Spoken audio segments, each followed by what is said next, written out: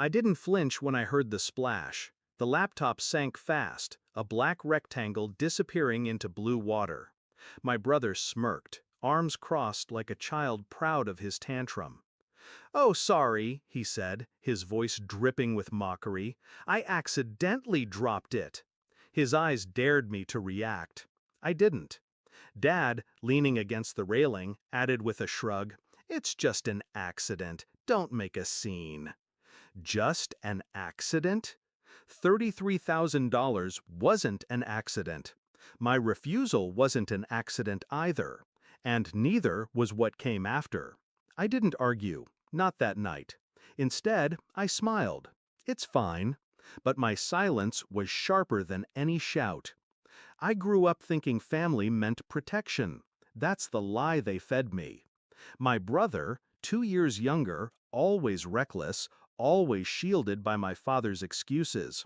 And me, the one expected to endure, to forgive, to carry.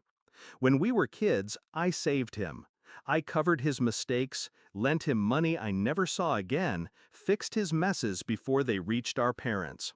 And for years, I thought loyalty was love. But that night by the pool, staring at the bubbles rising from the drowned machine, I understood something new. Loyalty without respect is servitude.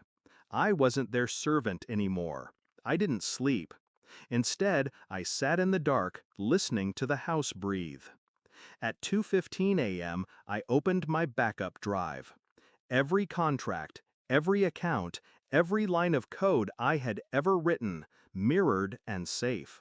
My brother thought drowning the laptop killed me. He had no idea he only cut the leash. By 3, I made my first call. A lawyer I trusted more than blood. By 3:45, I logged into the company's servers. By 4:10, I changed the passwords. All of them. At 5, I rerouted ownership, tied everything to my name alone. And at 5:45, while he still slept, drunk on arrogance, the first notification hit his phone: access denied. That was the moment his world began to unravel. It wasn't just a laptop he drowned, it was a key. For months, I'd let him use limited access to my startup systems, a gesture of goodwill, a chance to prove himself. But goodwill to him was a weapon. He siphoned contacts, bragged to investors, even hinted at replacing me. I kept notes, emails, screenshots, every betrayal cataloged like evidence in a trial I was quietly preparing. So when his phone lit up at dawn with rejection after rejection, he thought it was a glitch. He didn't know I was awake, watching the panic ripple through him from the hallway. First, confusion, then anger, then fear. By 7 a.m., his calls started. First to me. I let them ring. Then to Dad. Muffled voices carried through the walls. Dad's patience thinning, my brother's voice breaking. By 8, the news had spread to his friends, to the investors he bragged to. He was locked out of everything.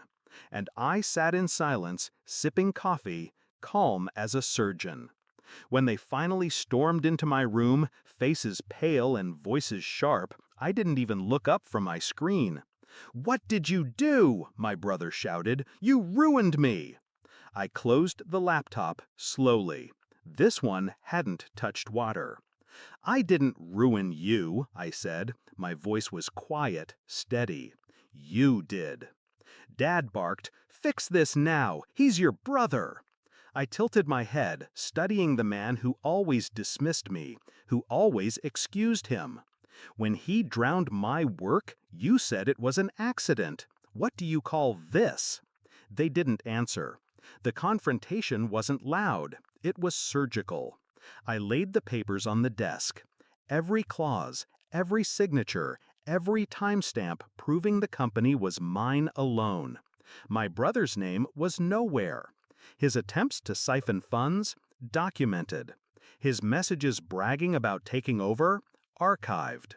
"Try explaining this to a court," I said. The room went still. I didn't shout. I didn't need to. The silence pressed heavier than any scream. My brother stammered, his bravado cracking. Dad's eyes darted, calculating, realizing too late that the child he dismissed had grown sharper than both of them combined. Consider this, I continued, leaning forward. That laptop you drowned, it wasn't the only copy.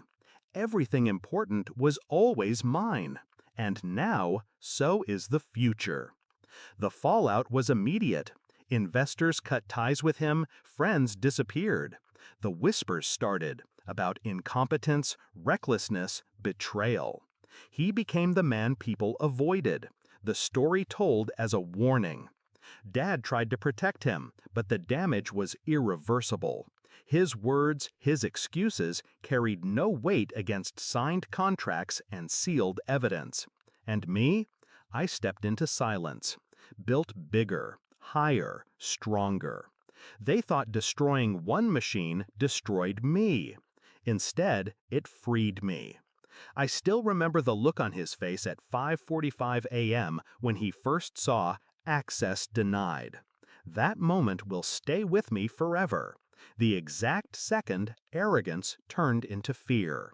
Poetic, really. He drowned a laptop. I drowned his future. Do I regret it? No. Regret is for those who lose. I didn't lose. I learned.